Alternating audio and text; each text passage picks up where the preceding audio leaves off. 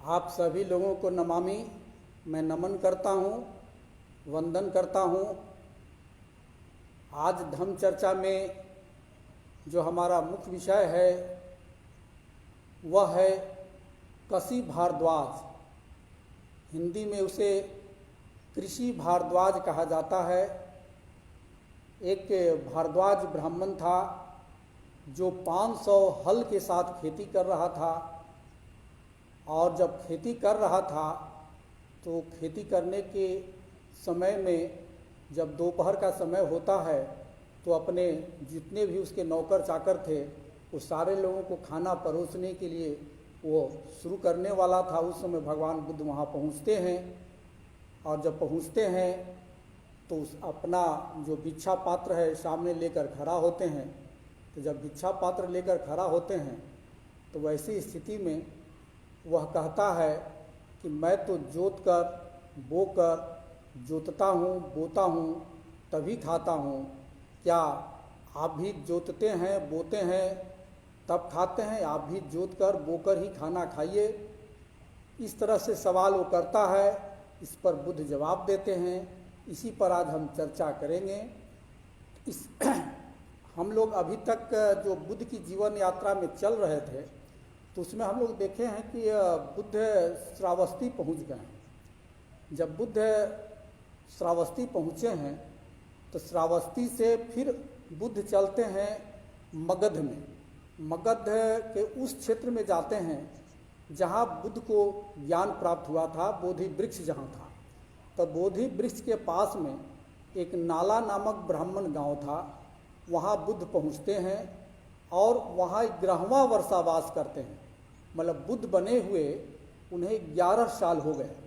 11वां वर्षावास, वर्षा ऋतु में 3 महीना जहाँ बिताया जाता था एक जगह पे ही, उसे ही वर्षावास या वर्षावास कहा जाता है। तो 11वां वर्षावास उन्होंने मगध के नाला नामक ब्राह्मण गांव में बिताया। उसके बाद वहाँ से वो मगध देश के दक्षिणागिरी जनपद के एक नाला नामक ब्राह्मण गांव में विहार किया। वहाँ है नाला, यहाँ है एक नाला। इस पर भरत सिंह उपाध्याय लिखते हैं, डॉक्टर भरत सिंह उपाध्याय, कि यह दक्षिणागिरी जनपद जो बोधि वृक्ष है या जो नाला है वह नहीं था। यह संभवतः राजगृह के पास था और राजगृह के दक्षिण में था जो एक नाला नामक ब्राह्मण गांव था। तो वहीं का रहने वाला कसी भारद्वाज था। वही खेती कर रहा है कृषि भारद्वाज, कसी भारद्वाज। और जिसका जो संलाप है बुद्ध का और कृषि भारद्वाज के बीच में, कसी भारद्वाज के बीच में जो बातचीत हो रही है, इसका वर्णन जो हमारा त्रिपिटक है, त्रिपिटक का एक भाग है खुद्दक निकाय। खुद्दक निकाय का एक पुस्तक है सुत्त निपात। बहुत ही पुरातन किताब माना जाता है इसे और ऑथेंटिक माना जाता है। तो सुत्त निपात में कसी भारद्वाज सुत्त नामक एक चैप्टर है, उसी में इसका वर्णन मिलता है। तो उसी के आधार पर हम लोग चर्चा करेंगे कसी भारद्वाज के बारे में। तो जब कृषि भारद्वाज मतलब भारद्वाज नामक जो ब्राह्मण था वो जो बुद्ध से कहता है कि मैं जोत कर बो कर, मैं जोतता हूँ, बोता हूँ, तभी खाता हूँ, तो आप बताइए आप क्यों नहीं जोतते हैं, बोते हैं, जोत कर बो कर खाते हैं? तो वैसी स्थिति में बुद्ध कहते हैं कि मैं भी जोत कर बो कर ही खाता हूँ, मैं भी जोतता हूँ, मैं भी बोता हूँ और तभी खाता हूँ। तो उस पर भारद्वाज जो कृषि भारद्वाज था, कसी भारद्वाज, वो बड़ा आश्चर्य व्यक्त करता है कि आपका न तो कहीं हल दिखता है, न जुआठ दिखता है, न फाल दिखता है, न छेकुनी दिखता है, न ही बैल दिखता है। तो मुझे तो कुछ नहीं दिखता है, हम लोग किसी को कुछ नहीं दिखता है कि आपका कहाँ बैल है, कहाँ हल है, कहाँ फाल है, कहाँ जुआठ है। क्योंकि आजकल बहुत लोग ऐसे हैं जो शायद ही हल देखे भी होंगे। जो अधिक उम्र वाले हैं वो हल से तो बैल से खेती करते हुए देखे होंगे, हल देखे होंगे। लेकिन आजकल के जो लोग हैं, युवा वर्ग हैं, शायद ही हल देखे होंगे क्योंकि ट्रैक्टर से खेती होती है। लेकिन पहले समय में एक हल से खेती होता था। अगर हल देखना है तो मैं आपसे आग्रह करूंगा कि इसे नेट पर सर्च करके देख लिया जाए कि हल पहले कैसे होता था और किस तरह से बैल, 2 बैल के सहारे उसका हल से खेती किया जाता था। तो इस चीज़ को समझने में थोड़ा आसानी हो, तो बुद्ध इस पर कहते हैं कि जो तुम कह रहे हो कि तुमको नहीं दिखाई देता है, मैं बताता हूँ कि मैं किस प्रकार खेती करता हूँ। तो बुद्ध कहते हैं कि जो तुम बीज लगाते हो, जो तुम बीज बोते हो, उस बीज के रूप में मेरी श्रद्धा है। मैं जो श्रद्धा है वही मेरा बीज है, और जो तुम्हारी वृष्टि है, वर्षा है, वह मेरा तप है। मैं जो तप करता हूँ वर्षा है।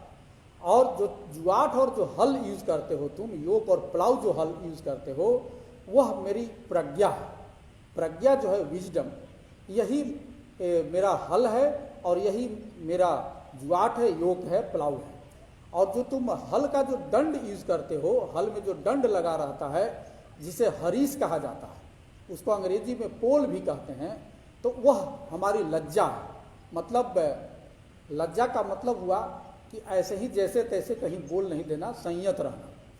और जो तुम रोप, रस्सी पकड़ा जाता है, बैल को बांधा जाता है पालो रखकर, और उस रस्सी से ही उसको दिशा निर्देश दिया जाता है किधर घूमना है, किधर चलना है, उसको नधना कहा जाता है।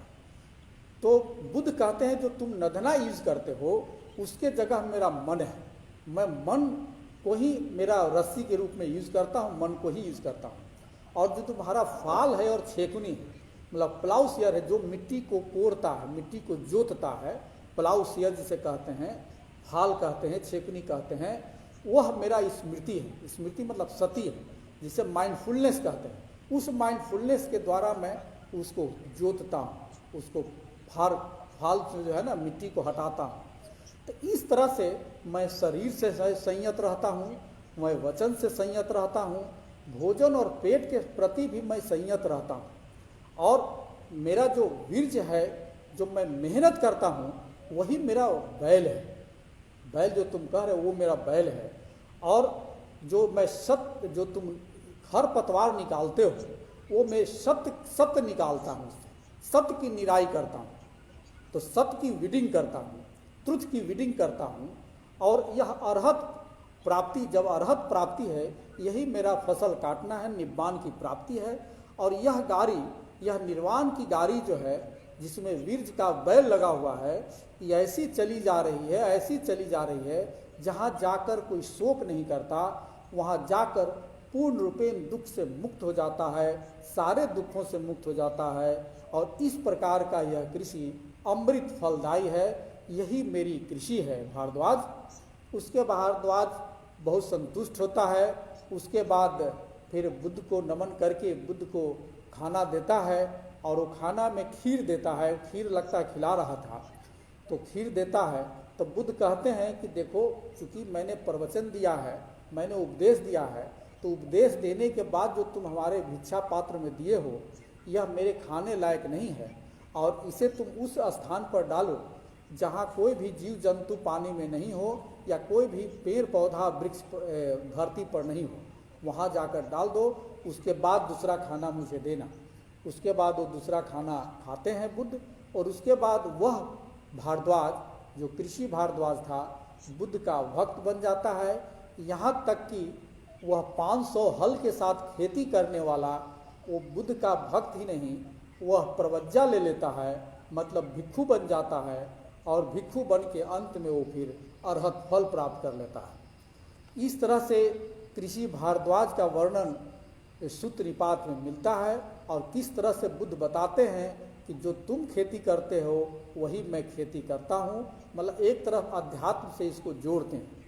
अब बुद्ध वहाँ से, जब ये राजगृह के पास की घटना है, यहाँ से बुद्ध फिर चलते हैं मथुरा। अब मथुरा और सोरो के बीच में एक बिरंजा जगह था, वहाँ पहुँचते हैं। मथुरा और सोरो कहते हैं, बिरंजा कहते हैं पंचाल, जो आज के उस समय पंचाल जनपद या सूरसेन जनपद था, वहाँ का जिक्र होता है। तो मथुरा और सोरो के बीच में बिरंजा पहुँचते हैं। वहीं बुद्ध 12वीं वर्षावास बिताते हैं। 12वीं वर्षावास जब वहाँ बिताते हैं तो विरंजा गए थे, तो विरंजक नामक एक ब्राह्मण था वहाँ का, वो सबसे धनी था, वही आमंत्रित किया था। लेकिन जब बुद्ध वहाँ गए तो उनका कोई भी वो स्वागत नहीं किया, मतलब वो अपने पास नहीं बुलाया। और चूंकि वर्षावास था, वर्षा का समय था, तब बुद्ध एक जगह रुक गए। तो जब बुद्ध रुक गए तो वहाँ 500 घोड़े का जो व्यापारी था, हॉर्स का व्यापारी था, उत्तरापट से जो लोग आ रहा था, वो वहाँ रुका हुआ था वर्षावास में, और भयंकर अकाल पड़ा हुआ था। तो अकाल के समय में चूंकि कुछ बुद्ध को मिल भी नहीं रहा था, तो थोड़ा थोड़ा जौ मिलता था जिसको कूट कर बुद्ध थोड़ा खाते थे, और इस तरह से आधा पेट खाकर वो 3 महीना बिताते हैं। विरंजक ने कोई इस पर नोटिस नहीं लिया। फिर भी बुद्ध जब वर्षावास समाप्त करते हैं तो उस विरंजक ब्राह्मण के यहाँ जाते हैं और जाकर उसको आशीर्वाद देते हैं। वो बहुत लज्जित होता है, फिर वह खाना खिलाता है।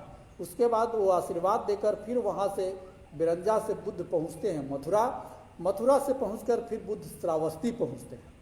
और जब श्रावस्ती पहुँचते हैं तो श्रावस्ती पहुँचकर वहीं के आसपास फिर जाते हैं तो चेदी राष्ट्र का 40 पर्वत था, चेदी राष्ट्र के 40 पर्वत था, वहाँ पर बुद्ध पहुँचते हैं और 13वीं वर्षावास बिताते हैं।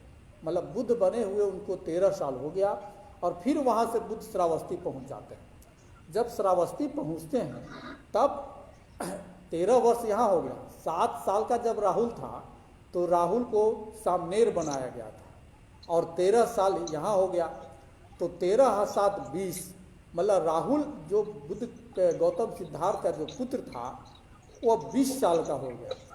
और बुद्ध के अनुसार जब 20 साल का हो जाता था तो उसे उपसंपदा देकर पूर्ण रूपेण भिक्षु बना दिया जाता था।